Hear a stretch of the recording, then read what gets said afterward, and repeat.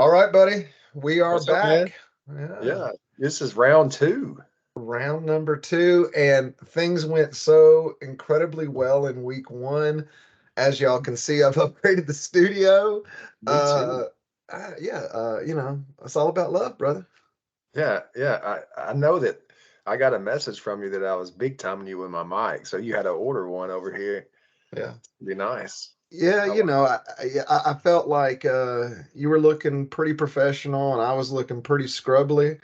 Now my lighting's still pretty terrible this week, but only can do so much. I didn't have a birthday this week and get a bunch of fancy equipment, so I just have to kind of build up a little bit at a time. So That's right. yeah, Definitely. You can order you one of those big umbrella photography lights and stick it in front of you next week. And you probably get one of those on Temu for like 12 cents. yeah. Well, it'll come and it'll be like a 5x6 That's like right. index card, but yeah. So man, Yeah. how was your week? Oh man. It's been a crazy week. Been a pretty crazy week. Had some blood pressure problems this week. Had to go to the doctor and you know get my stuff looked at and figured out. So Yelling at uh, kids or what? Is that what the problem was? I mean, just this teaching, being a parent, um, just dealing with um, the most annoying. I mean, just issues. All like when you're in the classroom and dealing with middle schoolers, and then you come home with a middle schooler who's super, hyperactive. So yeah, and I don't know. It's just sometimes sometimes our body gets we have genetic issues, and it's just been one of those weeks. And I hope we got it worked out. Yeah. But it's other than that, it's been a pretty say quick week. But anyways, yeah, I had How's the back doing, man? my back's great. Yeah. Back's Good. great, knees great, ready to run some more. I ran this week several times and Awesome. ready to get back on our hour run this weekend, maybe. Yeah, Uh, for sure. so, so yeah. Very cool, Um, man. yeah. What about you, man? How was your week? Yeah, work wise, it was good. Uh, Last Friday, we got some pretty tough news about my mom, and I know you and I have talked about it a little bit, but my mom just been battling, man, had lung cancer. It spread to her brain. Most recently, they gave us the diagnosis that nobody wants to hear, and essentially told us, we're at a position where we have to either choose like a quantity of days or a quality of days. And it's really tough. And I know it's tough for my mom right now because she's lived a life where she's battled a lot. But in each of those situations, the Lord has been so gracious and so just miraculous to help her to overcome. And, it just feels like in this situation, she just feels, a little more defeated. But I tell you the truth, man, I know that God's still able. And, I'm just stupid enough to believe that God can do something that defies all logic. And if he doesn't, I'm thankful for everything that he already has done that's defied all logic. But I don't know, man. I mean, I've never really been like one of those mama's boys kind of a thing. I've always had this, super just deep relationship with my dad. But I'll tell you, like over this week, I've just kind of had some of those core memories that, everybody has those really Yeah, nurturing moments with your mom and certainly I know that, you understand relationship, the bond between a mother and their son. And so it's been tough, man, but Dad and we had a great conversation tonight and I mean, I don't really know how to process things, but all in all, I just know the Lord's still in control, and that gives me peace, and that's good enough for me right now. So, yeah. Well, I'm really sorry, man. That's um, you know, it's a tough situation, and sorry that you're having to walk through it. I know that. I mean, my mom means the world to me, and she's she's had some issues with her health, with heart disease and stuff like that. But I haven't battled what you're battling, and like I remember your mom. from high school, she was like the biggest fan. She was like the biggest Indian fan, dude. Oh yeah. And we were New Hope Indians, and I remember this big giant tomahawk that your mom used to bring to the games. I mean, I'm talking like it was like 5 foot tall, and and you would see her out there, or see her in the stands swinging that tomahawk, Yeah. and win or lose, like we had your brother had some pretty good years of Sure. football. We had some pretty bad years of football, but I tell you what, that tomahawk was still swinging, for you and your brother's teams and our Yeah. teams. So, You're right those about that, man. those are the things that I remember.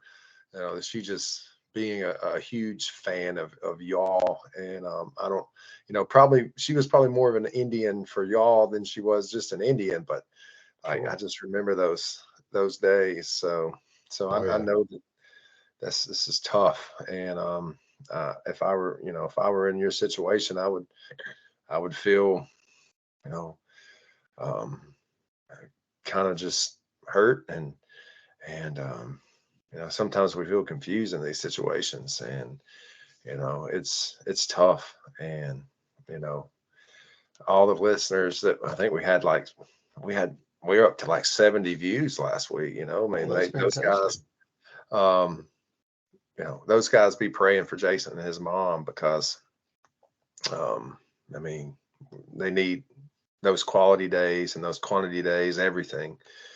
And yeah, man, I'm sorry. I just, how are you trying to process this stuff? Y- really, man, it's one of these things where I've been so fortunate in my life that I've never really suffered like loss to that end. Like I've lost my grandparents, but I never really lived very close to them, and I've been so fortunate I've never lost close friends or anything like that. And so this is really that kind of that first situation where I'm really facing the inevitability that, in some way or another, the end is closer at this point in time. And I don't really honestly know, man. I mean, because there's this one part of me that, I first off, I struggle with emotions. We talked a little bit about that like last week, but man, I wish that I could be around my mom and I could just cry and I could just tell her how much I love her and I could just just put it all out there and do it in a way that like left no doubt. But unfortunately, I don't like my emotions get processed so differently. Like when I was with my mom this past weekend and I had a chance to just hold her and she was kind of broken at that point in time and I was consoling her and certainly I'm heartbroken at that point, but just holding her in my arms, I wish that I could have just said something or shown something or done something that would have just like shown her how much I loved her. But I didn't. I mean, I was just sitting there holding her, but then I was in a bathroom in one of my restaurants this week and I was going to the mirror and I had this memory of a time when I was 5 years old. And I remember this clearly, man. I was in my grandparents' house in Washington State, and we were in this little guest room that my grandparents had, and they had this record player. And I was sitting there and I was dancing with my mom. And Mm. I remember like like it was yesterday in that moment. And I held my mom and I gave her this huge kiss, like this Yeah. huge kiss. And I remember my grandmother at the time, she said to me, she said, "You can't kiss your mama like that." And I remember my mom looking at her in a split second, and she was like, "Oh, yes, he can. He can kiss me like that anytime he wants to." Yeah. And like in that moment, like I wish I'd have been able to just share that memory with her when I was there, and just let her know like those moments that still mean everything to me. So I don't know, man. Honestly, from a processing it standpoint, like there's one part of me that just wants to have my head in the sand and like just don't believe it's true and just believe that like somehow we're like gonna overcome it. And then there's that other part of me that's like, you've got to be there and make every moment count right now. Like, don't be no matter what, don't be foolish and wish that you had done more later on. And so I'm just really stuck. And I don't want to take the whole episode talking about it, man. But yeah, that's kind of, and you know what? If there are any people out there who have dealt with this, who are listening to this, and hell, I'm no expert in anything, and certainly not in this. But I'd love to know, kind of, if anybody's been through something similar. What did you do? How did you get peace? And I think this first thing that it starts with is what you said. For anybody who believes in prayer, man, I'm accepting it from every single person who's willing. So, but yeah, I don't want to go too far down on that, John, because man, we'll miss some good conversation that we could have. But certainly, it's one of these battles, and we all love our families, and I think as guys, we want to make things right, and we want to be kind of fixers. You know what I mean? And when there's a situation that you can't fix, and you kind of realize how powerless you really are in these type of situations, um, it just makes you vulnerable. We talked about that last week, and it certainly makes you vulnerable. So, Well, I wrote this down while you were talking because I wanted you to finish talking, but I mean, some of my, I mean, I've never, like I said, I lost my grandparents, my father, or my mom's father, which my grandfather, he died when I was 12, and I might have been 11, same difference. Uh, and that's the last time that I've lost an aunt, a few aunts, but like that's the last time that I've lost someone super close to me. So I I don't have the words for that, but I know that when, as far as being in the ministry and working with people that have lost people that are close to them, like you know being there for that person, not saying a word, just being there for that person is one of the, I guess, one of the greatest blessings that person can, just sitting with them and hurting with them. Uh, again, we're going to go back to the word of God a lot, but the Bible says to rejoice with those who rejoice and to mourn with those who mourn. And right now you're hurting, and I'm hurting for you. And just being there for people that are hurting, sitting with them, mourning with them, does more for the situation that they're in than any word. Like, because most people, they try to say things to lift those people up that are struggling and grieving, and a lot of times their words just don't stick well. It's like, yeah, oh well, the Lord needed them more. Well, no, no, not yeah, true. yeah, Like, I need my mom, yeah, right? Well, they're in a better place. Yeah, that's right. They're in a better place. But you know, I've learned, not some of the things that are said are in those situations, they're awkward. And just the best thing to do is just not say anything and just put your arm around the person, or just spend time with the person, um, and um, not make it about you. Like, going and making sure you say the right thing, or do the right thing. Just letting that person know that they got somebody that cares about them and that's there for them is a great, it's a great gift to give a person that's going through grief. So I'm here for you. well, I appreciate So that. I um, definitely do, man. anytime you need to call, and I feel like it's okay to, God is big enough to handle our complaints, even when they're against him. Like, he's big enough to handle. Why? He's big. And I know if you read the book of Job, he talks about, well, where were you when I created everything? Where were you when I did all of this? But I just really feel like that he loves us enough, because I love my son and my daughters enough for them to ask those hard questions. Hmm. So Yeah, anyways, no, but you're right about that. like you said, man, it's I mean, it's not something that you want to go on and on about tonight, and I respect that. But I just want you to know that I'm here for you. So Well, I appreciate that.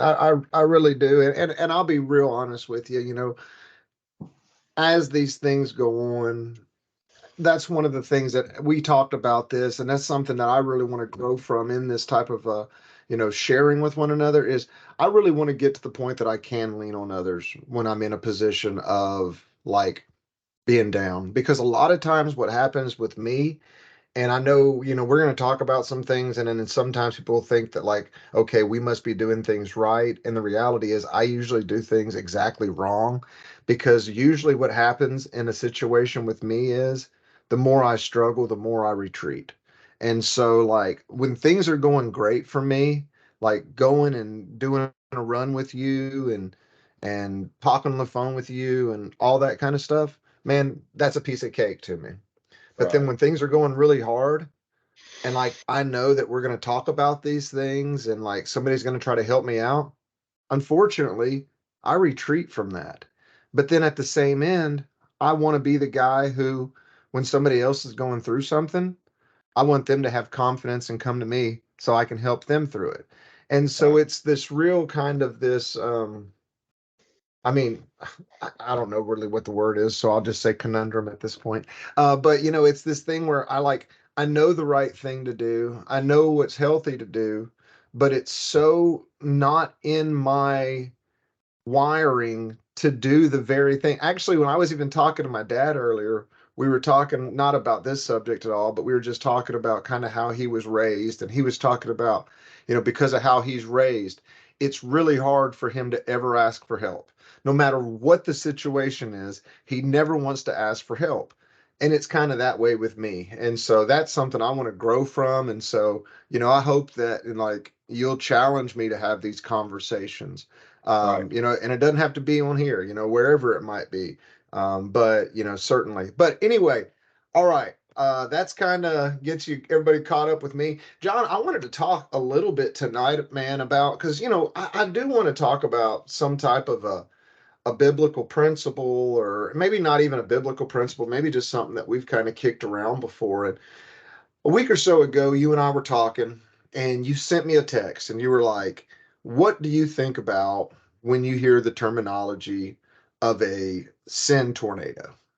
Oh yeah, And at that point in time, I said, like, I don't know, I've never heard this terminology before, so give me a little bit to think about this. And you know, came to find out that was something that you know, the kind of gifted to you that terminology.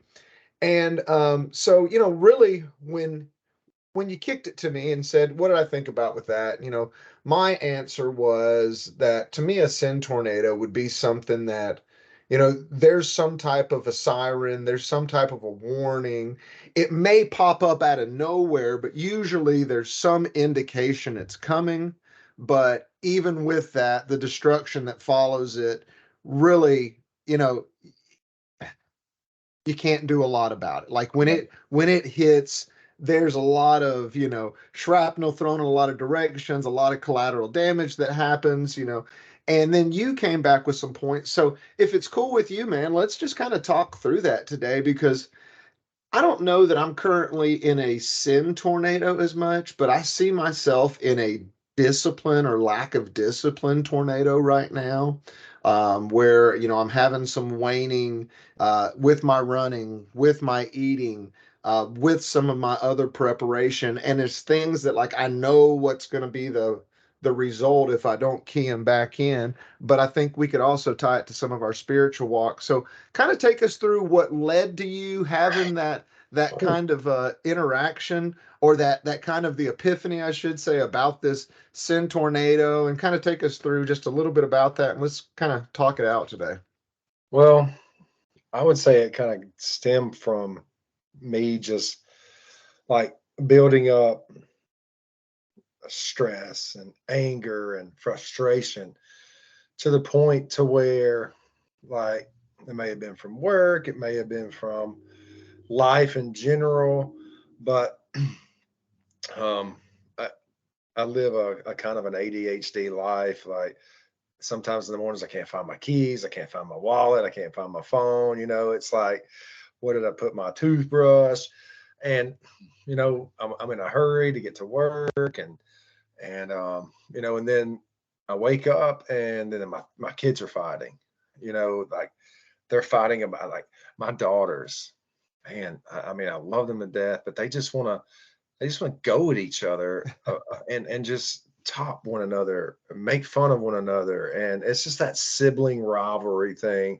And then my son, he's like he's like that kid, that didn't that wasn't a part of the fight at school, but he was like, "Oh, did you hear what he said? Oh, did you hear what he said?" He's that guy that's like making it worse. So, like, I Stirring just, the old pot over there.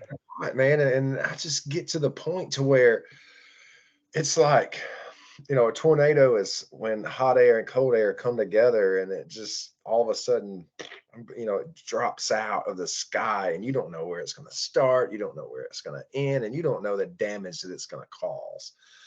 And I had one of those days, man, where my son would just not stop in the morning, and we're trying to get ready. She's trying to get out the door with the two girls, because the girls go to school with her where she teaches, and my son goes to school with me where I teach. And I just lost it. I just lost it. And I end up like just in his face, just rah, I don't even know what I'm saying. It's just like I didn't black out or anything, but it's just like I dropped out of the sky, and I'm like, oh, I'm like, and I'm saying this, I'm doing Cyclones that, and all twisting. of a sudden everybody's looking at me like I'm crazy. Like, who's this guy? They're just looking up like, this dude's nuts.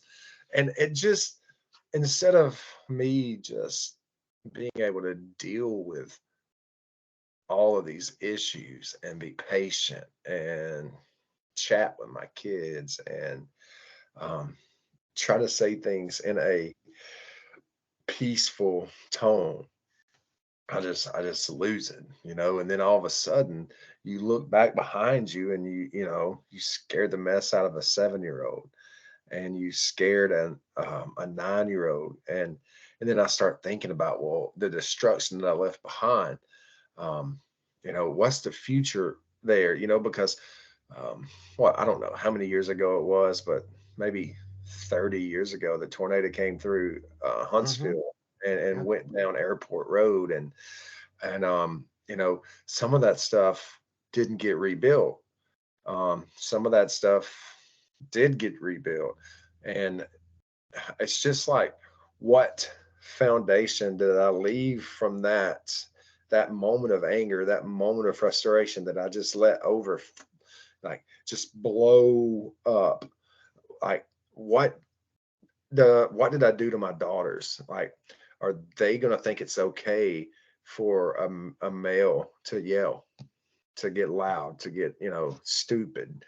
So just that kind of stuff just worries me, because you don't understand the long-term effect of that moment of just not being able to hold it together. And I want to give myself grace, because I'm harder on myself than I am anyone. um I want to give myself grace, and ask for forgiveness. Go by and go back and look at the situation, and apologize to my kids, and tell them what's wrong and what's right, what I shouldn't say, how I should act, how I shouldn't act. I want to do those things with my kids, and hopefully I can um maybe help them rebuild in a better way. But you know I do also have those thoughts of, you know, maybe sometimes they're getting tired of me, because apologies and, repenting of things, you're really supposed to kind of try to stop doing them. And that's my biggest worry, is like, well, dad, he says he's sorry, but I mean, next week, or a month from now, he may lose it again.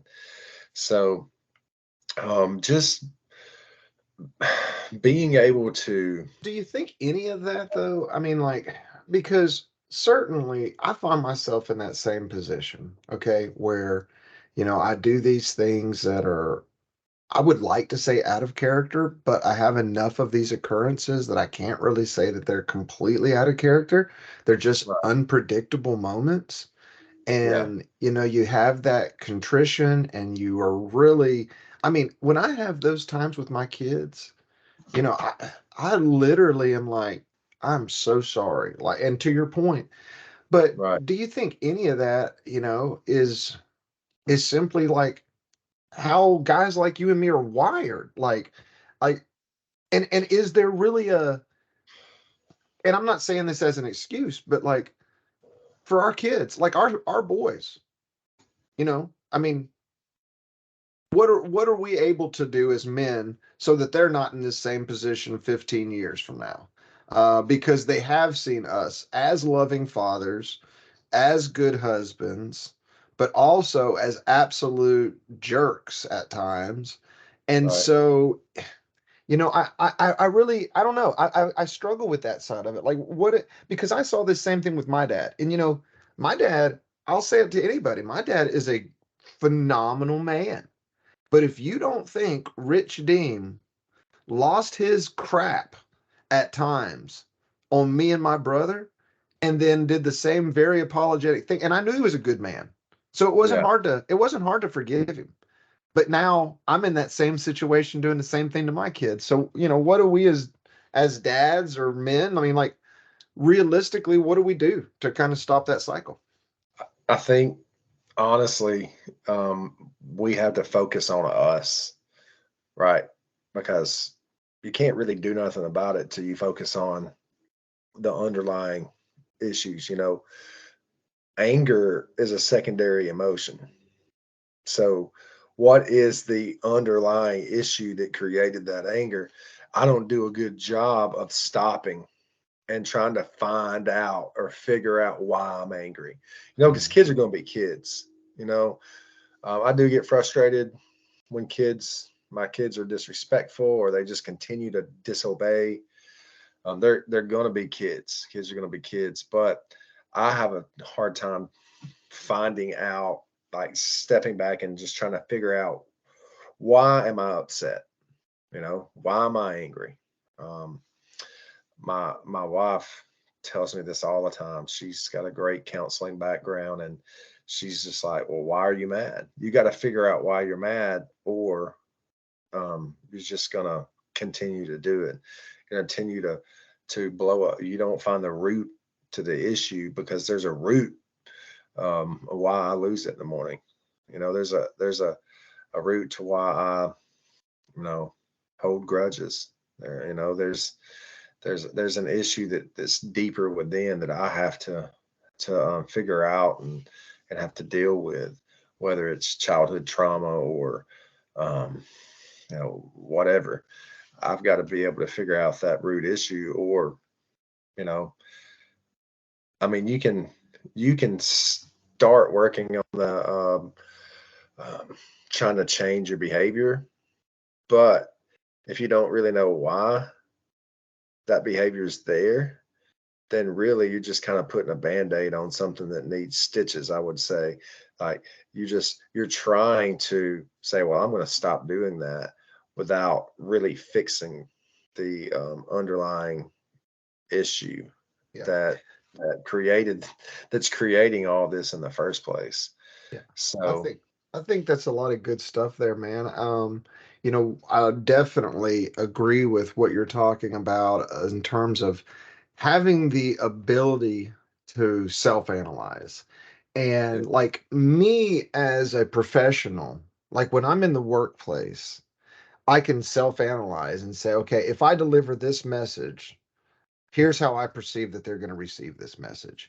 And then I can moderate that message to a point that I'm not going to be hurtful or incendiary or, personal attacks or anything like that. Unfortunately, when I transition into my personal life, in a lot of ways, it's like I become uninhibited. And it's like, you know what, that same ability to self-analyze falls away. But, to your point, I think there's a lot of it with what the root cause analysis is. And I'm going to flex a little brain power here for you. But in root cause analysis, they talk about understanding the four whys. So it would be something like, why am I upset? What's made me angry here? Why do I care? Why does that impact me in the way it does? And then why am I ultimately reacting to this other action, right? And I think if we're able to even go down one of those paths, because in the moment, me going down four layers of why probably isn't going to happen, but it would be good, I think, if, to that point where I'm pissed off in the morning because I can't find my keys and my kids are running like 2 minutes late, but it really isn't impacting me and I'm yelling at them, Right. kind of understanding like, Jason, you're upset because you're not organized. And like, if you had better organization skills and Yeah. better time management yourself, then you wouldn't be in this situation, Kat. So if you want to get upset, yeah, man, I think that's 100% on the money there. So I like that. Yeah. Yeah. Definitely trying to find the underlying issue is, you know, some people are angry sometimes because they're hungry, you know. They need a Maybe Snickers. maybe you need to eat, Yeah. you know. Maybe you need to stop and eat, I'm hangry. Yeah. And it's crazy what can be the underlying issue for our anger. Um, you know, I tend to get angry a lot when I'm not in control Oh yeah. because, like, if my kids aren't doing what I ask them to do and we're going to be late for something, or I can't get them to do this, or I can't accomplish that, I can't find my key. I'm not in control. So, so being out of control leads to my anger. And good Lord, um, heaven forbid me not be in control of something because I feel like I got to be in control of everything, and that's Well, that's what I was going to always say. become a problem of mine. Well, see, for me, that's an insecurity thing. I mean, it really is. Like, I kind of want to show I have the ability to be in control of things. And so when I don't feel like that's like somebody is kind of conceding to that and allowing me to do it, I become insecure. Right. And it's a situation where, that's probably where I kind of lose my stuff. And it's because honestly, um, and this is wrong, man, but like sometimes I want to have this totalitarian type of, communist government in my house. Like what Jason says is what we do. He is the czar. And it's so like not really in what my thinking is, but in what my actions are. It's almost like you're not allowed to have a counter opinion. You're not allowed to kind of stray. And I don't consider myself that kind of guy. Like even with my leadership with my kids, but if we're in an argument or if there's a difference of opinion, man, that's something I just don't handle very well. I wanted to say something real quick, and I'm sure you've heard this before, but man, this is where I get the fear of when those times when we have those sin tornadoes that are demonstrated in front of our kids. And I'm probably going to butcher the story a little bit, but it'll be close enough. But there's this old story about this guy and his son, and the son was like, I guess having some problems with, saying some words that he shouldn't say. And the dad was telling him, he was like, every time he'd hear him say something, he'd tell him to go out there and drive this nail into a fence. And he would drive the nail into the wooden fence. And like he did this for months and months. Well, finally, it got to the point where the dad was like, he came to him and he said, listen, I know you're trying to get better. You're not saying these things. He was like, but I want you to go ahead and take all those nails out of the fence now. And when he took the nails out of the fence, he was showing the son, he said, you see that even with the nails out, the holes remain. He said, that's the power of words. He said, a lot of times the damage you can do with words is you may be able to remove the nail, which is a lot of times the apology that we give to people, but you can't remove the hole. And Right. that's where I get kind of fearful a lot of times with my kids is I know that as dads and as parents, we're able to remove the nail, man, like we can't remove the hole. And so, that's one of those things that, I'm really like my son this week. He One of the things he does, he's 9 years old. I love him. He's my buddy, big buddy. He pisses me off because he can't tie his shoes. He's nine, he can't tie his shoes. And it just, I don't know why, but it just absolutely infuriates me. Well, this Right. week he was leaving for school, and man, I lost it. Like, I wanted to tie his shoes, and I already know that the Joker can barely tie his shoes, but I'm like, I want your shoes tied. I want, he can't do it. I'm like losing my mind. Like, you're not getting your Xbox back until you can tie your shoes. You're almost 10 years old. But on the way to school that day, he tells Kim, he says, Mom, I hate that Dad got so mad this morning. I feel like I can never do anything right. Hmm. And man, that was something that was so sobering that like I couldn't wait for him to get home. Like Kim told me that at 7:30 in the morning. And I almost wanted to go up to his school and pull him out of the classroom. But I couldn't Yeah. wait for him to get home because the last thing I ever want him to feel is that I've got some standard that he can't reach. So that's all I'm going to say on that topic and probably for the night. What else do you got, Yeah. John? Yeah, man, that's good. I mean, we have to learn for those people around us. A lot of times they're gonna frustrate us, especially the people we love the most. But we just have to learn to, you know, show grace that we've received, and that's tough because my son honestly couldn't tie his shoes. Like he's 11, and it took him till he was 9 or 10 to be able to tie. And here's the thing: when we were growing up, I just remember like kindergarten and first grade. If you can't tie your shoes, you were like in a dunce corner. Like Absolutely. you were shamed for it. So I started like shaming my kid, like, hey, you're in the third grade, you should be able to tie your shoe. But then he got into the fourth grade, into the fifth grade, but he has fine motor skill issues. I mean, the So does dude can build all kinds of stuff on Minecraft with his thumbs and his fingers, but he struggled tying his shoes. And I had to let go of that and just be like, man, he's gonna tie. It's like riding a bike. At some point, when they're ready to ride a bike, they're gonna ride a bike. I'm not gonna be like, I can't believe you can't ride a bike. You're 10 years old. Like, I'm not gonna, shame them for what they can't do, and you know, and just try to walk them through it when they're ready to do it. But yeah, That's good. so That's solid, man. That's real yeah. solid. Hey, before we get out of here, I guess we'll have this posted after Alabama whoops up on LSU. So I'm expecting at least a 1 point victory. I hope And, I'll take the so 1 point victory. man, golly, man. So it'll be a big weekend for us Bama fans. And so you did you watch any of that World Series? Not really. Not really. I can Yeah, me either, attend man. baseball games and enjoy baseball games, but I just have a hard time watching them on TV.